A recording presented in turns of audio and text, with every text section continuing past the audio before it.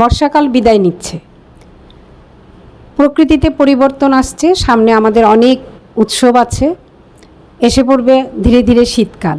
এই যে season change হচ্ছে, এতে কিন্তু আমরা অনেকেই কিছু কিছু অসুবিধার সম্মুখীন হই, কিছু কিছুভাবে ব্যতিব্যস্ত হয়ে পড়ি। আজকে আমরা এটা নিয়েই কথা বলবো মূলত। নমস্কার, আমি সুস্মিতা। আমরা আছি আজকে আরশি কথার স্বাস্থ্য কথায়।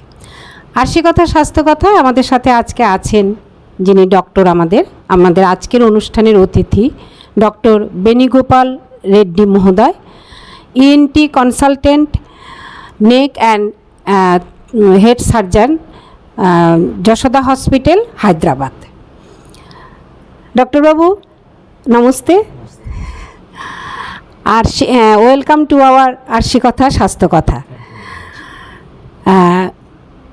আরশি কথা, অন বিহাফ অফ আরশি কথা স্বাস্থ্য কথা, I convey our thanks and we are grateful to you for spending your valuable time. Thank you very much. Namaskar. तो फर्स्ट जो मैं आपके साथ बात करना चाहती हूँ, सीजन में तो अभी जो चेंज ऑफ सीजन जिसके बारे में मैंने पहले बताया था, सीजन के बारे में सीजन चेंज हो रहा है। ये सीजन चेंज जब हो रहा है तब तो हमारे गले में, नाकों में कुछ प्रॉब्लम, परेशानी होते हैं। ऐसा क्यों एंड क्या करने से व कौन सा प्रिकॉशन लेने से हमको इस दिक्कत से, ये प्रॉब्लम से बाहर हो जाए हम?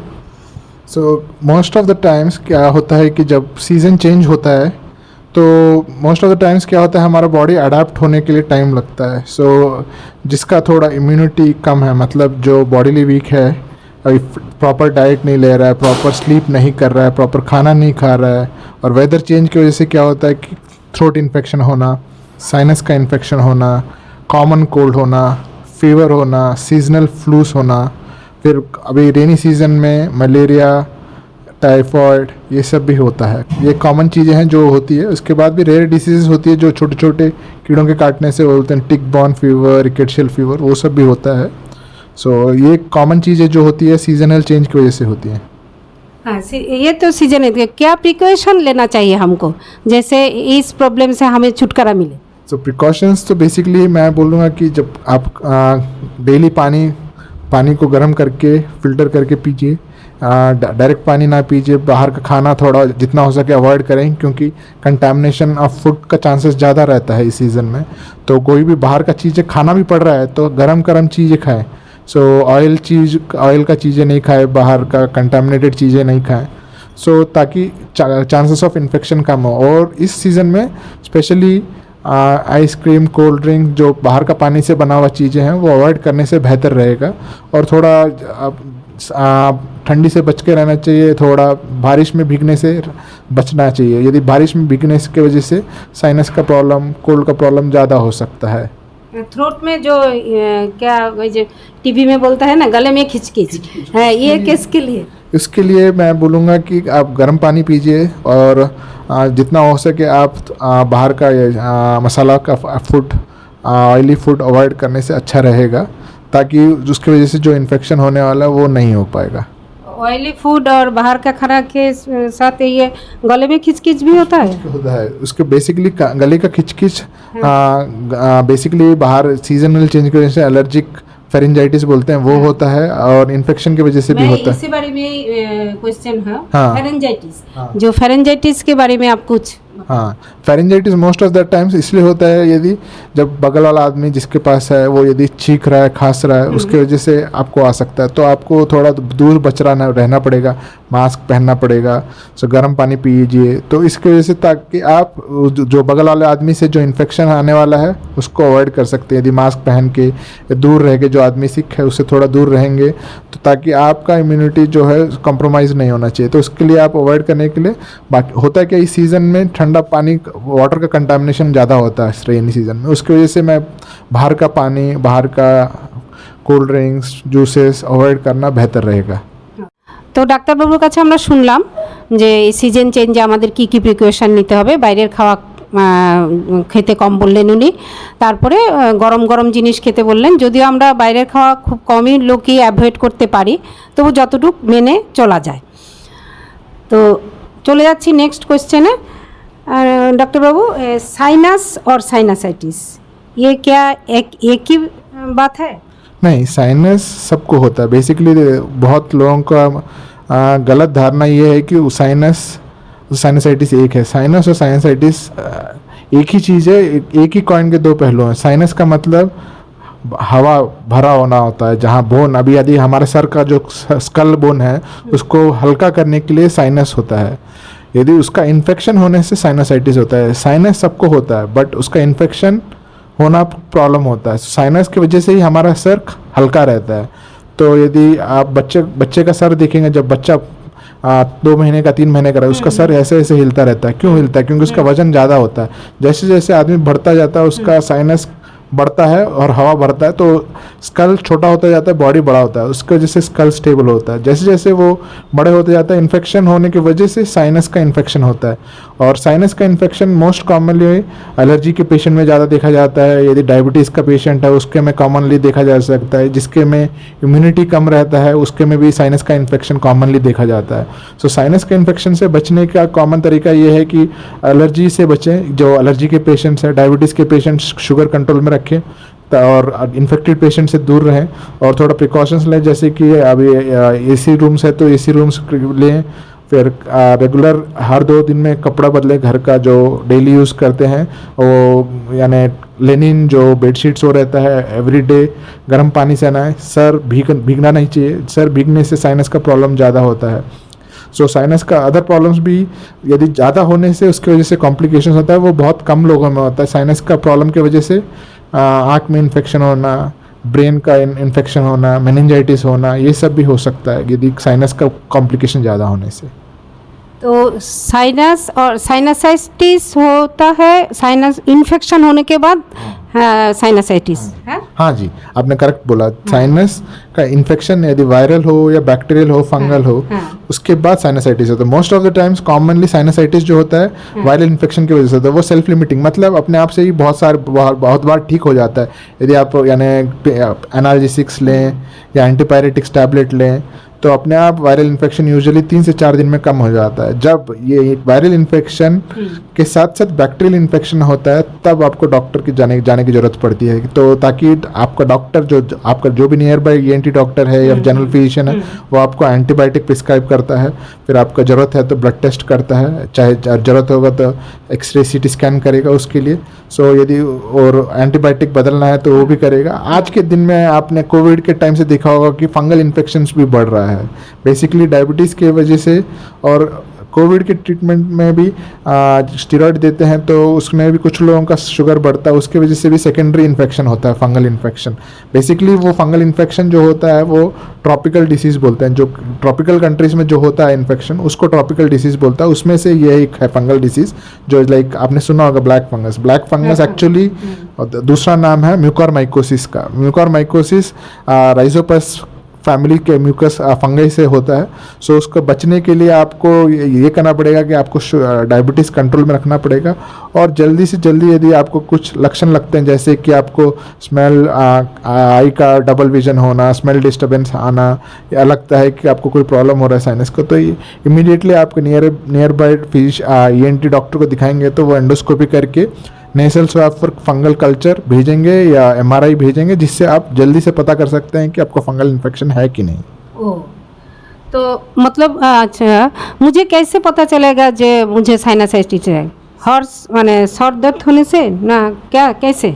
साइनसाइटिस का लक्षण जो होते हैं, सर दर्द जो होता है फ्रंटल, आपको ये मतलब पहले समझना पड़ेगा साइनस 4 टाइप के होते हैं। फ्रंटल, यहाँ जो फ्रंटल साइनस जो फ्रंट भाग में होता है, इथमाइड जो आँख के बीच में होता है, मैक्सिलरी जो यहाँ दांत के ऊपर और आँख के नीचे होता है, स्पिनॉइड आँख और ब्रेन के बीच में होता है। सो उसको स्पिनॉइड साइनस बोलते हैं। तो एक एक साइनस के इन्फेक्शन का एक एक सिम्टम्स होता है। जैसे फ्रंटल साइनसाइटिस है तो सर बेंड करने से सर दर्द ज़्यादा होता है। मैक्सिलरी साइनसाइटिस में यहाँ दांत के ऊपर दर्द ज़्यादा होता है। स्पिनॉइड साइनसाइटिस में दर्द पीछे के भाग में होता है। सो यूजुअली साइनसाइटिस का कॉमन लक्षण जो है सर दर्द होना, वो सर दर्द डल टाइप होता है, very severe type of headache नहीं होता। उसके साथ साथ जो अदर दूसरे सिम्टम्स जो यानी जो कंप्लेंट्स होते हैं साइनसाइटिस में, सर दर्द के साथ साथ स्मेल नहीं पता चलना, मुंह फूलना, सर दर्द के साथ साथ जो स्मेल नहीं पता चलता है। उसके बाद जो दूसरा प्रॉब्लम है, नाक से पानी गले में उतरता है, उसकी वजह से लेटने के समय खांसी होना,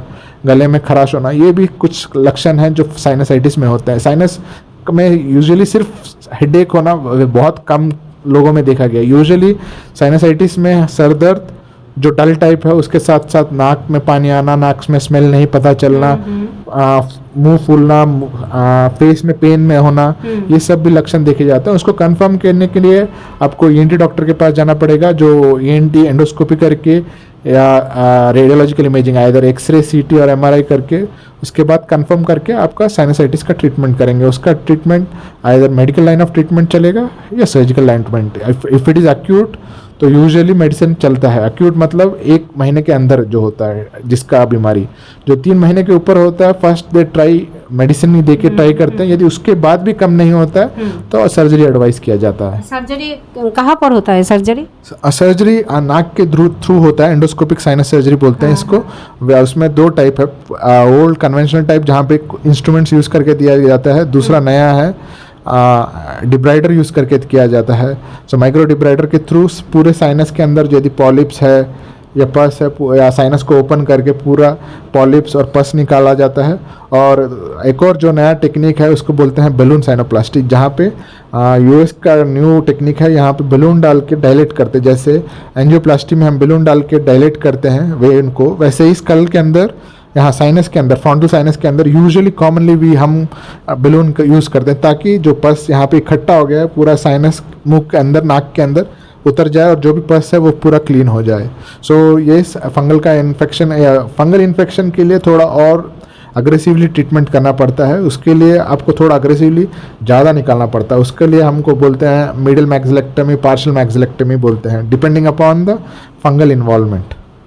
তো আমরা জানলাম ডাক্তারবাবুর কাছ থেকে যে সাইনাসের প্রবলেম হলে মাথায় ব্যথা যেমন হবে তার সাথে নাকে কিছু সমস্যা হবে, জল পড়বে আর স্মেল চলে যাবে। তো স্মেল চলে গেলে আপনারা কিন্তু ভাববেন না যে কোভিড হয়েছে, এটা সাইনাসের প্রবলেমও হতে পারে। তাই সাথে সাথে ইএনটি স্পেশালিস্ট যারা আছেন ইএনটি ডক্টরের সঙ্গে যোগাযোগ করবেন। डॉक्टर बाबू, आपने तो बताया था जो साइनस सर्जरी के बारे में, तो डिटेल्स हमें जानना है ये साइनस सर्जरी के बारे में। और मॉडर्न कोई टेक्निक है क्या साइनस सर्जरी के बारे में? इस बारे में आपको डिटेल्स जानना चाहती हूँ। साइनस का जो ट्रीटमेंट है मैंने पहले बोल चुका हूँ। Usual acute sinusitis self limiting होता है, उसमें मेडिसिन से ठीक हो जाता है। क्रॉनिक में भी हम 1-2 बार ट्रायल करते हैं मेडिसिन से, एंटीबायोटिक्स देकर, antipyretics, analgesics, antihistaminics, nasal spray देकर ट्राई करते हैं कि यदि मेडिसिन से ठीक होता है। यदि मेडिसिन से ठीक नहीं होता है देन फिर पेशेंट को सर्जरी के लिए लेके जाना पड़ता है। उसमें फंक्शनल एंडोस्कोपिक साइनस सर्जरी, जहाँ पे हम कन्वेंशनल इंस्ट्रूमेंट्स यूज़ करके endoscopic sinus surgery instrument use करके ठीक करते हैं। जो नया टेक्निक्स है जो बलून साइनोप्लास्टी है और एंडोस्कोपिक डिब्राइडर यूज़ करके करते हैं, जिसमें और नेविगेशन टेक्निक भी न्यू टेक्निक है, जहाँ पे अभी जैसे यानी कॉम्प्लिकेटेड साइनसाइटिस का प्रॉब्लम है तो वहाँ पे आपको नेविगेशन का यूज़ करके हम नेविगेशन के थ्रू, यदि हम डेंजर जगह जा रहे हैं तो नेविगेशन के थ्रू हमें पता चल जाता है कि वहाँ पे डेंजर है। सो वो एडवांटेजेस है यदि नेविगेशन के थ्रू हम सर्जरी करते हैं। So usually endoscopic sinus surgery में डिब्राइडर के थ्रू यदि पॉलिप्स है तो पॉलिप निकाल देते हैं, जो भी साइनस में डिसीज़ है उसको साइनस को खोल के उसमें से जो भी पस है वो क्लीन करके पूरा क्लीन कर देते हैं ताकि जो भी पस वस है वो बाहर आ जाए।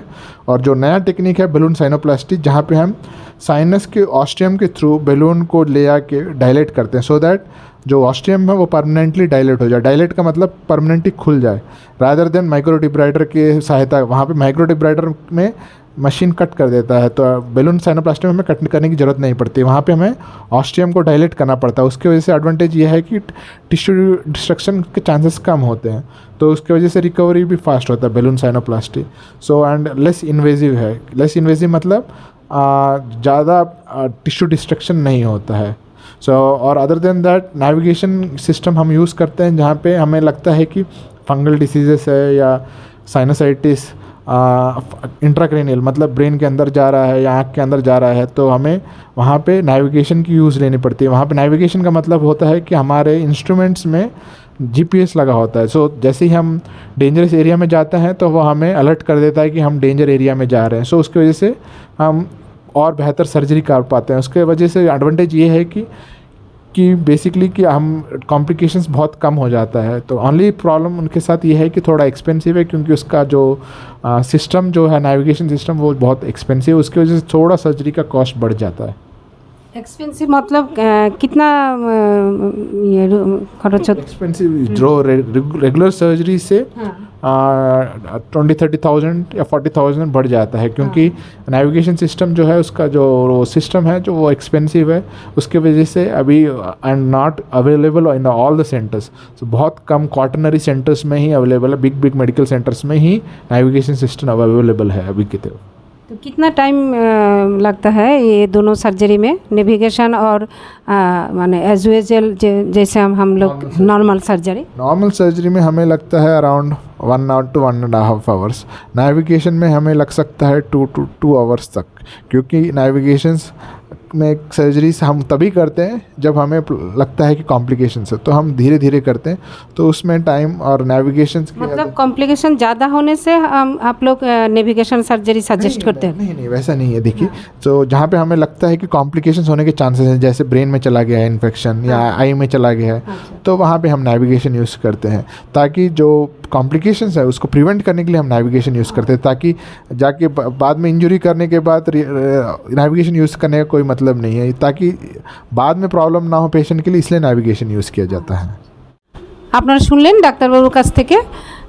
সার্জারি আমরা দুই রকমভাবে করতে পারছি।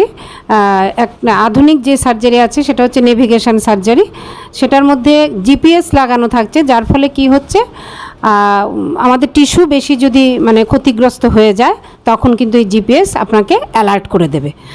তো এটা মানে খুবই মানে আমাদের জন্য খুবই উপকারী বলবো আমরা। এবার আমরা এসে পড়েছি প্রায় শেষের দিকে আমাদের অনুষ্ঠানের। আর একটি কোশ্চেন আছে ডাক্তারবাবুর কাছ থেকে আমাদের জানার। ডাক্তারবাবু মানে मुंह में और गले में कौन सा प्रॉब्लम होने से ईएनटी के पास, ईएनटी डॉक्टर के पास जाना चाहिए हमको?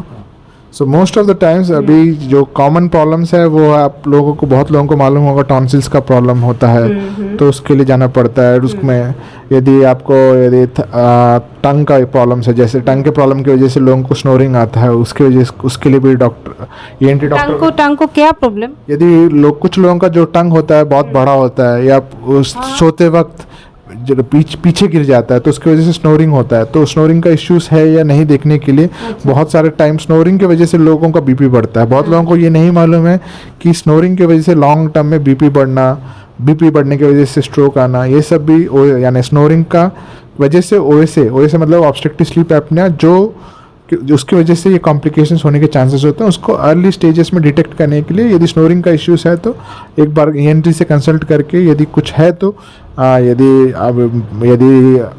यदि सीपैप मशीन के द्वारा यदि ठीक हो सकता है या ये सर्जरी के द्वारा ठीक हो सकता है, तो उसी के द्वारा कराने से आपको लॉन्ग टर्म कॉम्प्लिकेशंस नहीं होता है स्नोरिंग की वजह से।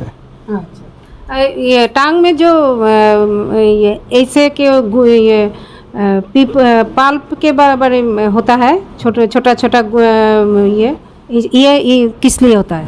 ये जो आप टंग पे देखते हैं छोटा है, हाँ, वो सब के लिए नॉर्मल है। इसको हम टेस्ट बड्स बोलते हैं, उसी की वजह से हमें टेस्ट पता चलता है। यदि वो नहीं होगा तो लोगों को टेस्ट नहीं पता चलेगा। बेसिकली उसका जो फंक्शन है, हमें जो टेस्ट पता चलता है जीभ में, उस जीभ का पता चलने का मुख्य कारण ही ये टेस्ट बड है। ये टेस्ट बड में जब हमारा फूड पार्टिकल जाता है और केमिकल मिल के सलाइवा को थ्रू जाके हमारा नर्व को स्टिमुलेट करता है, ब्रेन तभी इंटरप्रेट करता है कि ये टेस्ट का सेंसेशन है।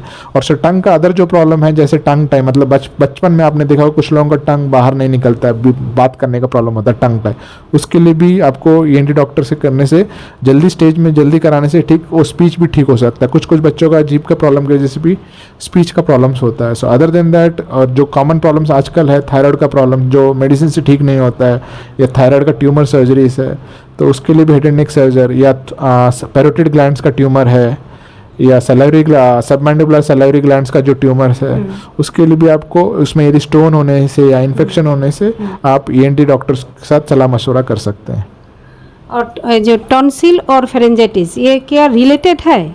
देखिए फेरिंग्स आपको फेरेंजाइटिस समझना पड़ेगा। जैसे फेरिंग्स का एक भाग टॉन्सिल है। सो फेरिंग्स में है एक जो पार्ट्स हैं उसमें टंग आता है, यूवला आता है, टॉन्सिल आता है, फेरिंग्स आता है। सो इसमें 4-5 एक पार्ट, जैसे टॉन्सिल का इन्फेक्शन हो गया उसको टॉन्सिलाइटिस बोलते हैं। जो फेरिंग्स का पोस्टीरियर पार्ट है यानी पीछे वाला भाग का इन्फेक्शन होता है तो उसको फेरेंजाइटिस बोलते हैं।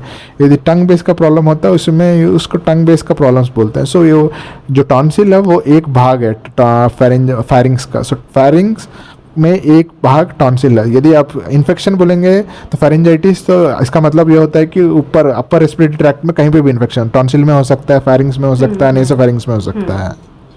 तो टॉन्सिल होने से कि सर्जरी करना चाहिए नहीं कि नहीं? यूजुअली फर्स्ट हम देखते हैं कि यदि पेशेंट को यदि बहुत कम टाइम्स होता है यानी एक आध बार साल में होता है तो मेडिसिन से ही ठीक करते हैं। यदि पेशेंट को बहुत बार फ्रीक्वेंट होता है जैसे 4-5 बार साल में, हर 2 साल में, हर साल 4-5 बार होता है तो वैसे लोग को मेडिसिन से नहीं ठीक होता है तो उनको कोअबलेशन के थ्रू असिस्टेड नया टेक्निक है जिसमें टॉन्सिल को कोअबलेशन के मदद से निकाल देते हैं। वॉइस जो हमारा वॉइस का जो प्रॉब्लम होता है ये किस लिए? सो वॉइस का प्रॉब्लम क्रैक हो जाता है voice crack most of the times commonly जो देखा जाता है वो टीचर्स में, सिंगर्स में देखा जाता है बेसिकली, क्योंकि उसमें वॉइस अब्यूज़ की वजह से क्या होता है कि वॉइस वोकल कॉर्ड में जो दो वॉइस वोकल कॉर्ड के बीच में रब होने की वजह से क्या होता है वहाँ पे छोटा सा इंजरी होकर वोकल नोड्यूल बनता है या वोकल पॉलिप बनता है।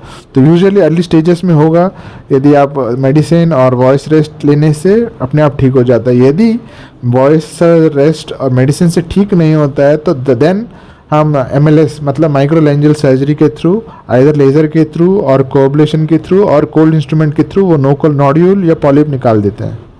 ये पॉलिप निकलने से बात क्या ठीक हो जाएगा वॉइस? हाँ, ये नोड्यूल और पॉलिप निकालने के बाद वॉइस ठीक हो जाता है, बट थोड़ा प्रिकॉशंस लेना पड़ता है, जाने कि वोकल अब्यूज़ नहीं करना चाहिए। जो आप वो वॉइस का जो उच्चारण है वो सीखना पड़ता है स्पीच थेरेपिस्ट के थ्रू।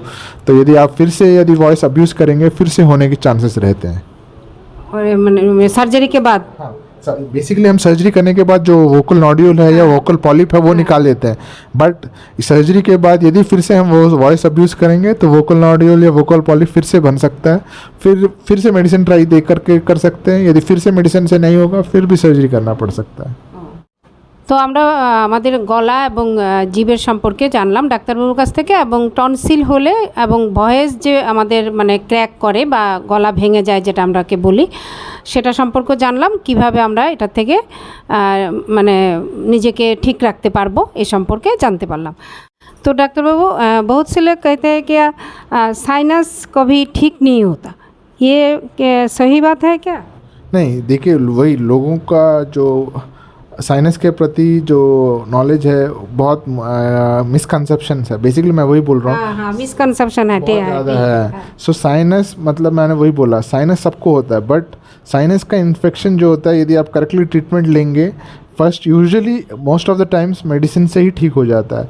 जब मेडिसिन से ठीक नहीं होता है, जो बहुत ज़्यादा प्रॉब्लम होता है, जो जैसे पॉलिप बनना होता है या क्रॉनिक साइनसाइटिस जो मेडिसिन को रिस्पॉन्ड नहीं करता है, तब ही सर्जरी करते हैं। ऑल सब साइनस सर्जरी में साइनस के इन्फेक्शन में सर्जरी नहीं होता है।